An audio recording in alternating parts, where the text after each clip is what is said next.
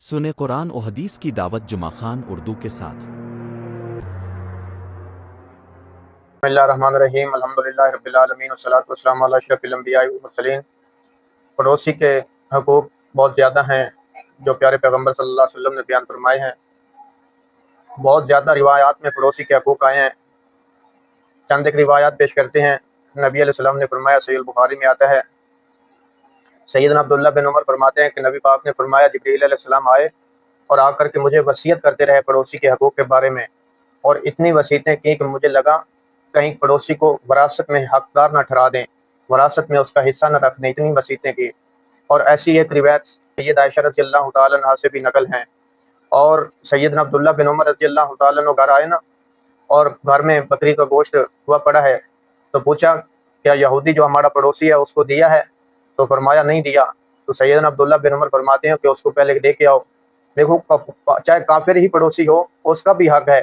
تو فرمایا اس کو دے کے آؤ، اور فرمایا نبی علیہ السلام سے میں نے سنا ہے کہ میرے پیغمبر نے فرمایا کہ جبریل نے مجھے اتنی وصیتیں کی پڑوسی کے حقوق کے بارے میں کہ مجھے لگا کہ اس کو وراثت میں حصہ دار نہ ٹھہرا دے۔ اور ایک اور روایت میں نبی علیہ السلام تو صحابہ فرماتے ہیں، رسول اللہ ایک عورت بہت نیک ہے، اچھے کام، نمازیں، صدقہ، زکوٰۃ، خیرات کرتی ہے، لیکن اس کی زبان سے پڑوسی محفوظ نہیں ہے۔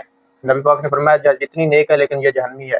اور دوسری کے بارے میں فرمایا تو وہ اتنی نیک تو نہیں ہے، صرف فرض نمازیں پڑھتی ہے لیکن پڑوسی محفوظ ہیں، فرمایا وہ جنتی ہے۔ نیک چاہے جتنی ہو، اچھے کام چاہے جتنے کرے، نمازیں جتنی پڑھے، لیکن اگر پڑوسی محفوظ نہیں ہے تو عام طور پہ فرمایا نبی علیہ السلام نے کسی کی جنت جہنم کا تم فیصلہ نہیں کر سکتے، لیکن جب پڑوسی کی باری آئی تو فرمایا یہ عورت جتنی نیک ہے لیکن اگر پڑوسی محفوظ نہیں ہے تو یہ جہنم میں جائے گی۔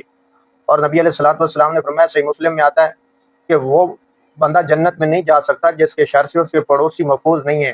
تو اتنے زیادہ حقوق نبی علیہ السلام نے پڑوسی کے بیان فرمائے۔ تو اپنے ارد گرد دیکھیے، اپنے ارد گرد خیال رکھیے اپنے لوگوں کا۔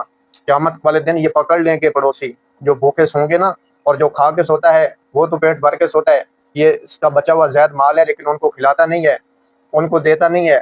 ادب المفرد کے اندر صحیح ترغیب میں بھی آتا ہے، اور سلسلہ حدیث صحیحہ کے اندر بھی آتا ہے کہ یہ اس کو گرہ باندھ سے پکڑ لیں گے پڑوسی، اور فرمائیں گے اللہ اس سے پوچھ، اس کو تو نے مال دیا اور اس کے پاس جو بچہ تھا زید تھا اس نے وہ بھی ہمیں نہیں دیا، ہم بھوکے سوئے، یہ کھا کے سویا، پیٹ بھر کے سویا، لیکن اس نے ہمیں پوچھا تک نہیں ہے، اللہ اس سے پوچھ۔ تو یہ اتنے پڑوسی کے حقوق ہیں، یہ پکڑ لیں گے۔